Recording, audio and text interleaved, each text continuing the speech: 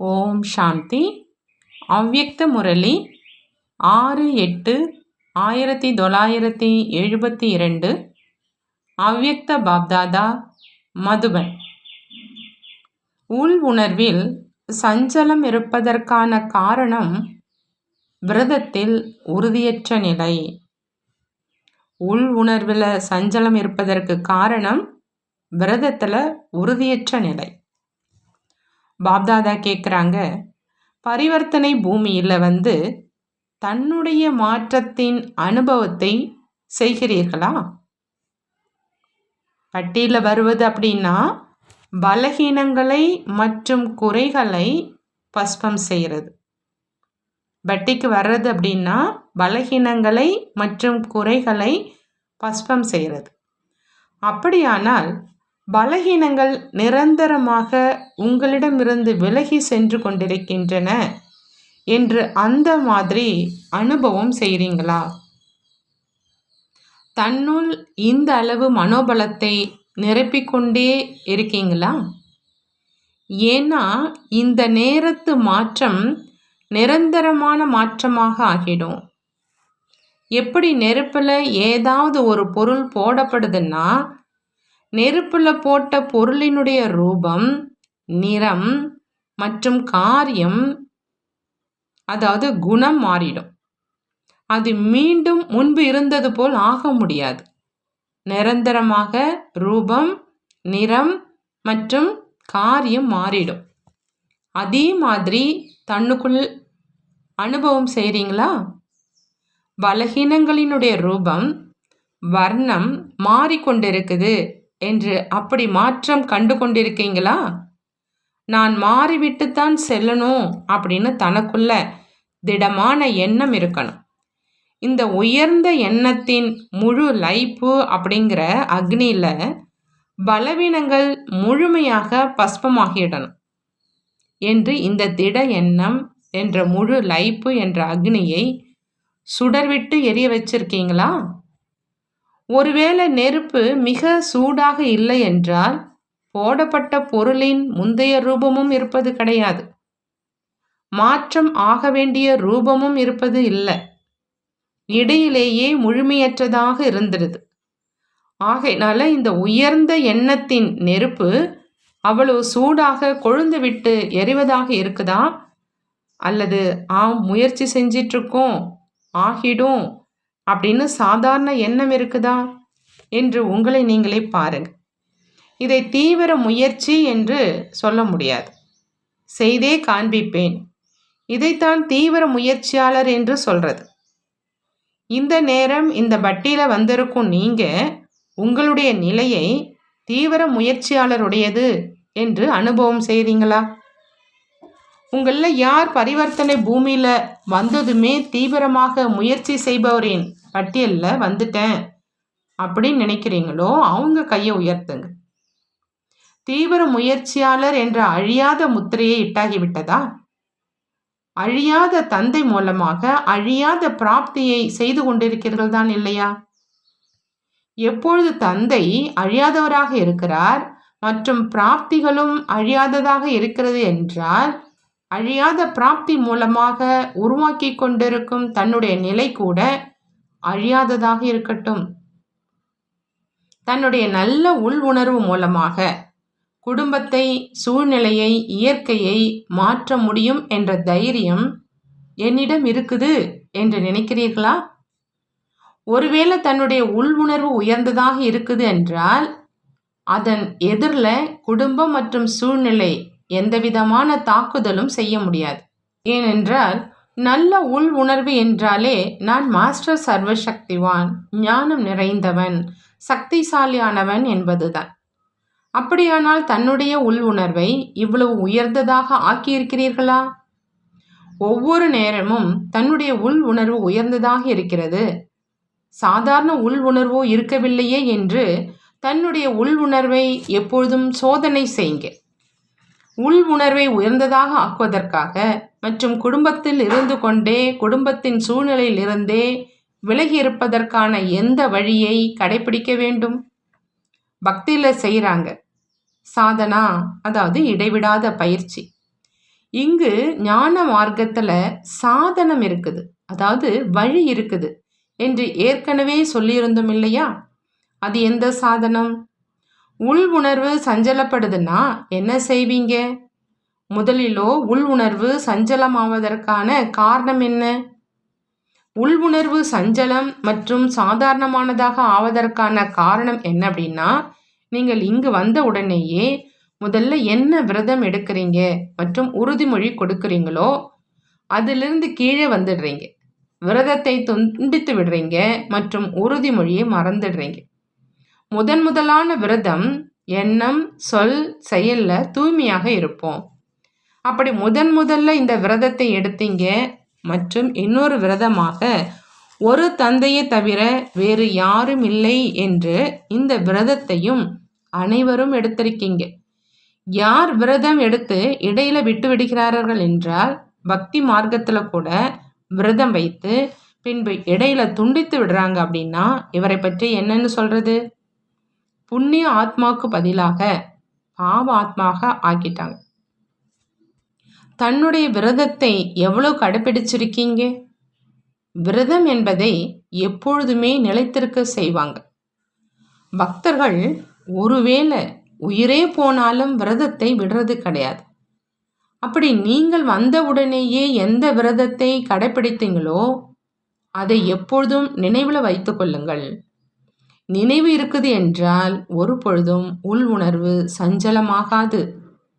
உள் உணர்வு சஞ்சலம் ஆகலை அப்படின்னா குடும்பத்தின் சூழ்நிலையின் இயற்கையின் அந்த மாதிரி எந்த ஒரு தடையின் வசமாக மாட்டீங்க. இயற்கையை அடிமையாக்கி சூழ்நிலையை சுய நிலையில குடும்பத்தை ஒரு சுத்த குடும்பத்தின் உதாரணமாக்கி காண்பிப்பீங்க. விரதத்தை உறுதியற்றதாக ஆக்குவதனால சஞ்சலம் ஏற்படுது. ராக்கி என்று தூய்மை ஆகுங்க என்ற அந்த உறுதிமொழியையோ எடுக்க வைப்பீங்க தான் இல்லையா? அப்படி முதல்ல தனக்கு இந்த கங்கணத்தை கட்டணும், பின்புதான் மற்றவர்களையும் இந்த கங்கணத்தில் கட்டி போட முடியும்.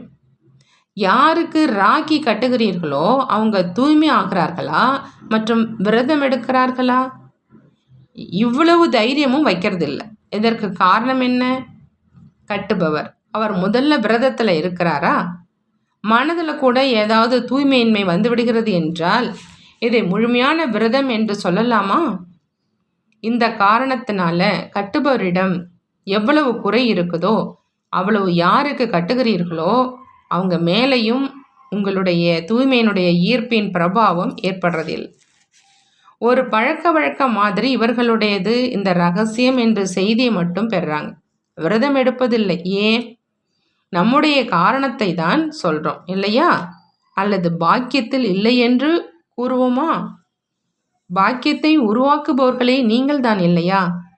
பாக்கியத்தை உருவாக்கிவிட்டே வாங்க மற்றும் பாக்கியத்தை உருவாக்குவதற்காக அவங்க உங்கள் பின்னாலேயே கவர்ந்து இழுக்கப்பட்டு பாக்கியத்தை உருவாக்காமல் இருக்கவே முடியாத அளவுக்கு அவ்வளவு தீவிரமான பிரேரணை கொடுத்து வாங்க. இந்த அளவு கவர்ந்து இழுப்பவர் தான் இல்லையா? உலகிய ஆத்மாக்களை பற்றியும் உதாரணம் கூறுகிறார்கள் இல்லையா?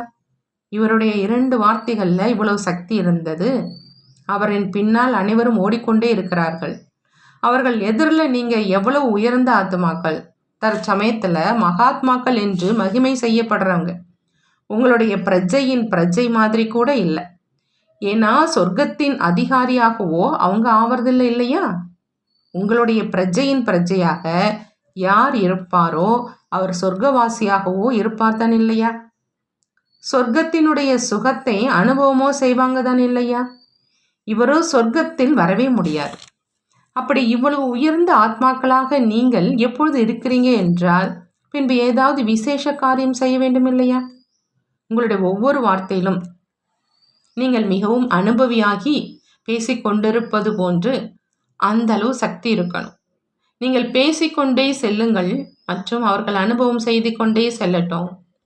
இன்றைய நாட்களில் மகாத்மாக்கள், பண்டிதர்கள் என்று அழைக்கப்படுவர்களிடமும் அற்ப காலத்தின் இவ்வளவு சக்தி இருக்குது என்றால் மாஸ்டர் சர்வ சக்திவானாகிய உங்களுடைய ஒவ்வொரு வார்த்தையிலும் எவ்வளோ சக்தி இருக்கணும். ஒவ்வொரு வார்த்தையின் கூடவே யாருக்காவது அனுபவம் செய்வித்து கொண்டே செல்லுங்க. எப்படி யாருக்காவது முதல் பாடமாகிய நீங்கள் ஒரு ஆத்மா என்பதை கூறும் பொழுது சொல்லும் வார்த்தைகளின் கூடவே அவர்களையும் அனுபவம் செய்வித்து கொண்டே செல்லுங்க. இதுதான் விசேஷமாகும். அப்படியே சொற்பொழிவு ஆற்றுவதை அவர்களும் செய்கிறாங்க. அந்த முறையோடு பேசுவது இதை அவர்களும் செய்கிறார்கள். ஆனால் எதை மற்றவர்கள் செய்ய முடியாதோ அதை உயர்ந்த ஆத்மாக்கள் நீங்கள் தான் செய்ய முடியும். இந்த வித்தியாசம்தான் இதில் இருக்குது. அப்படி இந்த விசேஷம் நடைமுறையில் தென்படட்டும். அது எப்படி முடியும்? எப்பொழுது உங்களில் அனைத்து விசேஷங்களையும் தாரணை செய்வீங்களோ அப்பொழுது முடியும். உங்களிலேயே ஒருவேளை விசேஷத்தை தாரணை செய்யலை அப்படின்னா மற்றவர்களையும் தாரணை செய்பவராக ஆக்க முடியாது. ஆகையினால உள் உணர்வை உயர்ந்ததாக ஆக்குங்க. பாப்தாதாவினுடைய எதிரில் என்ன விரதம் எடுத்திருக்கீங்களோ அதில் எப்பொழுதும் நிலைத்திருந்தீங்க அப்படின்னா பிறகு என்ன ரிசல்ட் வெளியாகுது என்று பாருங்கள். எப்பொழுதும் ஒரு தந்தையை தவிர வேறு யாரும் இல்லை என்று விரதம் எடுத்திருக்கீங்கன்னா பிறகு புத்தி ஏன் மற்ற பக்கம் செல்லுது? அந்த மாதிரி விரதம் எடுத்திருக்கீங்களா அல்லது மற்றவர்களிடமிருந்து கேட்பீங்களா? உன்னிடம்தான் கேட்பேன், உன்னோடு தான் பேசுவேன் என்றிருக்கிறதா? இந்த விரதத்தை எடுத்திருக்கீங்கன்னா பிறகு மற்ற ஆத்மாக்களின் பக்கம் சஞ்சலமான உள் உணர்வோடு ஏன் பார்க்குறீங்க மற்றும் ஏன் கேட்குறீங்க? எதை தந்தையிடமிருந்து கேட்டிருக்கீங்களோ அதைத்தான் பேசணும். பின்பு மற்ற வார்த்தைகள் வீணான விஷயங்களை எப்படி பேச முடியும்? இதுவோ விரதத்தை துண்டித்ததாக ஆகிவிட்டது இல்லையா? எப்பொழுது ஆத்ம அபிமானியாகி இருப்பதற்கான விரதம் எடுத்திருக்கீங்கன்னா பிறகு தேகத்தை ஏன் பார்க்குறீங்க? இது விரதத்தை துண்டிப்பதாக ஆகிவிட்டது இல்லையா? என்ன விரதம் எடுத்திருக்கிறோமோ அதன்படி அமிர்த வேலையில் தொடங்கி நடந்து கொண்டிருக்கிறோமா என்று உங்களை நீங்களே சோதனை செய்யுங்க. எந்த எண்ணத்தை உருவாக்கணும், வார்த்தைகளில் என்ன பேசணும், கர்மங்களை செய்து கொண்டே எப்படி கர்மயோகி நிலையில் இருக்கணும் அப்படிங்கிற இந்த விரதத்தை எடுத்திருக்கீங்க இல்லையா? இல்லறத்தில் இருந்து கொண்டே தாமரை மலருக்கு சமமாக இருப்போம் என்ற இந்த விரதத்தையும் எடுத்திருக்கீங்க இல்லையா? யார் தாமரை மலருக்கு சமமாக இருப்பாரோ அவர் சூழ்நிலைகளின் வசமாக ஆக முடியுமா என்ன? அவரோ நியாரா மற்றும் பியாராவாக இருக்கணும். ஒருவேளை உயர்ந்த உள் உணர்வுகளை நிலைத்திருக்கீங்கன்னா ஏதாவது சுற்றுப்புற சூழல், வைப்ரேஷன் ஆகியவை உங்களை மேலே கீழே ஆக்க முடியுமா என்ன? உள் உணர்வு மூலமாகத்தான் சுற்றுப்புற சூழல் உருவாகுது. ஒருவேளை உங்களுடைய உள் உணர்வு உயர்ந்ததாக இருக்குது என்றால் உள் உணர்வின் ஆதாரத்தினால் சுற்றுப்புற சூழலை சுத்தமானதாக ஆக்க முடியும். அந்த அளவு சக்தி இருக்குதா? அல்லது சுற்றுப்புற சூழலின் சக்தி உங்களுடையதை விட அதிகமாக இருக்குதா? எந்த நேரத்திலும் ஏதாவது சுற்றுப்புற சூழலின் வசம் ஆகிவிடுகிறார் என்றால் அதற்கான காரணம் மனநிலையில் பலகீனம் வந்துடுது. அதை அங்கேயே அழித்து விட வேண்டும். ஆனால் என்ன செய்வது? சுற்றுப்புற சூழல் அந்த மாதிரி இருந்தது. சுற்றுப்புற சூழலின் காரணமாக என்னுடைய உள் உணர்வு சஞ்சலமாகிவிட்டது என்று விளக்கம் செய்கிறீங்க. எப்பொழுது இந்த வார்த்தைகளை கூறுகிறீர்கள் என்றால் அந்த நேரம் தன்னை என்னவென்று நினைக்கிறீங்க? அந்த நேரம் நான் எந்த மாதிரியான ஆத்மா ஆவேன்? பலகீனமான ஆத்மா, தன்னைத்தானே மறந்திருக்கீங்க. லௌகிக ரூபத்தில் கூட யாராவது தன்னைத்தானே மறக்கிறாரா என்ன? நான் யார், யாருடைய குழந்தை, என்னுடைய தொழில் என்ன என்ற இவை யாருக்காவது மறந்து விடுகிறது என்றால் அனைவரும் சிரிப்பார்கள் இல்லையா? அந்த நேரம் உங்களை நீங்களே பாருங்க. என்ன, நான் என்னுடைய தந்தையை, தன்னுடைய பதவியை மறந்து விட்டேனா? நான் என்னுடைய தந்தையை, தன்னுடைய பதவியை மறந்து விட்டேனா? இந்த விரதத்தை இப்பொழுது உறுதியாக்குங்க. பின்பு எப்படி நிரந்தரமான வெற்றியாளர் ஆகுறீங்க அப்படின்னு பாருங்க. எந்த ஒரு விஷயமும் அசைக்க முடியாது. என்னென்ன உறுதிமொழியை தந்தையிடம் கொடுத்திருக்கிறோம், எந்த விரதத்தை எடுத்திருக்கிறோம் என்று அடிக்கடி தன்னுடைய புத்தியில் மீண்டும் மீண்டும் நினைவில் கொண்டு வந்தீங்க என்றால் பிறகு இந்த விரதம் புத்துணர்வு பெற்றுடும். நினைவில் இருக்கும் எவ்வளவு நினைவில் இருக்குமோ அவ்வளோ பலம் இருக்கும். அப்படி தன்னை அந்த மாதிரி பலம் நிறைந்தவராக ஆக்குங்க. நான் நம்பர் 1 வர வேண்டும் என்ற இந்த லட்சியத்தை வைக்க வேண்டும். நம்பர் 1 குரூப்பின் நினைவு சின்னத்தின் அடையாளமாக வரதான பூமியில் என்ன கொடுத்து செல்கிறார்களோ அந்த அடையாளத்தினால் உங்களுடைய வரிசைக்கிரம எண் என்னவென்று தானாகவே உறுதியாகிவிடும். அந்த மாதிரி நினைவு சின்ன அடையாளத்தை கொடுத்து செல்லுங்க.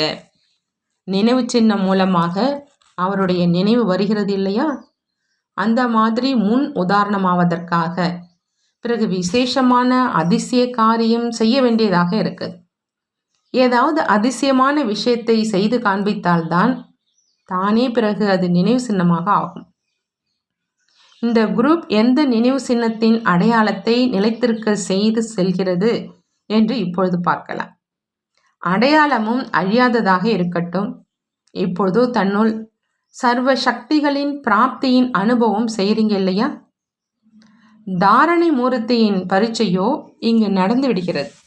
மற்றபடி பிராக்டிக்கல் பரீட்சையாகிய சூழ்நிலைகளை எதிர்கொள்வதற்கானது அங்கே சென்ற பிறகு செய்யணும். அதனுடைய ரிசல்ட் கூட இங்கே வரும். அந்த மாதிரி அனைவரும் இவரிடம் மிகுந்த மாற்றம் வந்திருக்கிறது என்று உணர்கின்ற மாதிரி பிராக்டிக்கல் பரீட்சையை செய்யணும். தைரியம் வைப்பதனால் உதவி தானாகவே கிடைக்குது. தைரியத்தில் ஏதாவது கொஞ்சமாவது குறை இருக்குது என்றால் பின்பு உதவியிலும் குறை ஏற்பட்டுடுது. உதவி கிடைத்தால் செய்து காண்பிப்போம் என்று சிலர் நினைக்கிறாங்க. ஆனால் தைரியம் வைப்பதனால் தான் உதவி கிடைக்கும். முதல்ல குழந்தைகளுடைய தைரியம், பின்பு தந்தையினுடைய உதவி. தைரியத்தை கடைப்பிடிச்சிங்கன்னா உங்களுடைய 1 மடங்கு தைரியம் அதற்கு தந்தையின் 100 மடங்கு உதவி இருக்கவே இருக்குது. ஒருவேளை 1 அடி கூட எடுத்து வைக்கலை என்றால் தந்தையும் 100 அடி எடுத்து வைக்க மாட்டார். யார் செய்வாரோ அவர் அடைவார். தைரியம் வைப்பது என்றால் செய்வது. தந்தை உதவி செய்தால் நடக்கும் என்று தந்தை மீது மட்டும் பொறுப்பை கொடுப்பது என்பது கூட முயற்சியின்மையின் அடையாளமாகும். பாப்தாதாவுக்கு தான் உதவி செய்ய வேண்டும் என்று தெரிவதே இல்லை. நீங்கள் சொல்வதனால் செய்வாரா என்ன? யார் சொன்ன பிறகு செய்கிறாரோ அவர் என்னவென்று கூறுவது? யார் அவரே வள்ளலாகி தானாகவே செய்து கொண்டிருக்கிறார். அவரை சொல்லி செய்ய வைப்பது என்பது அவமரியாதை இல்லையா? கொடுக்கக்கூடிய வள்ளலின் எதிரே என்ன 5 பைசா கொடுக்கிறீர்கள்? நீங்கள் உதவி செய்ய வேண்டும் என்று பாப்தாதாவிற்கும் அறிவுரை செய்கிறீர்களா? இந்த எண்ணத்தை ஒரு பொழுதும் வைக்காதீர்கள். இதுவோ தானாகவே பிராப்தியாகும்.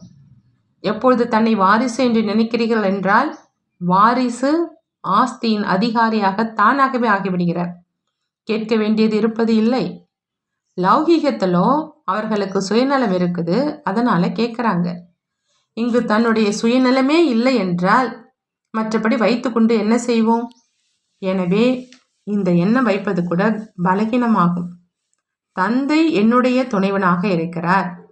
பாபா எப்பொழுதுமே உதவி செய்பவர் என்று முழுமையான நிச்சய புத்தி உடையவராக வேண்டும். நிச்சய புத்தி உடையவர் வெற்றி அடைவார். அந்த மாதிரி எப்போதும் நினைவில் வைத்துக்கொண்டே ஒவ்வொரு அடியையும் எடுத்து வைத்தீர்கள் என்றால் வெற்றி உங்கள் கழுத்தின் மாலையாகிவிடும் என்பதை காண்பிப்பீங்க. யாருடைய கழுத்தில் வெற்றி மாலை விழுகுதோ அவங்க தான் வெற்றி மாலையின் மணியாக ஆகிறார். ஒருவேளை இப்பொழுது வெற்றி அடைபவராக ஆகலை அப்படின்னா வெற்றி மாலையில் வரமாட்டீங்க.